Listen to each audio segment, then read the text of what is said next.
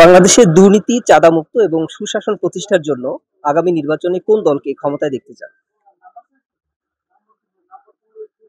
এই উত্তরে আমি এখন কি বলবো? আসলে যেই আসলো সেই আপনার দিয়া একটা না একটা আহ, তারা দুর্নীতি করতেছে। আমি একটাও দেখতেছি না যে দুর্নীতি ছাড়া হচ্ছে।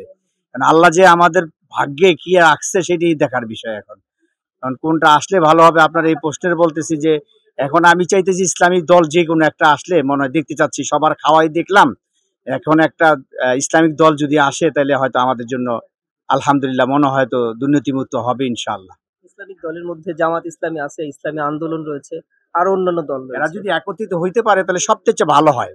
সবথেকে ভালো হয় যদি এরা সব ইসলামিক দলগুলা যদি একত্রিত হয় তাহলে আমাদের জন্য ভালো। ইসলামিক দল ক্ষমতায় আসলে দেশ ভালো চলবে বা দুর্নীতি কমবে এটা মনে হচ্ছে? এটা আশা করতে পারি আর কি ইনশাআল্লাহ।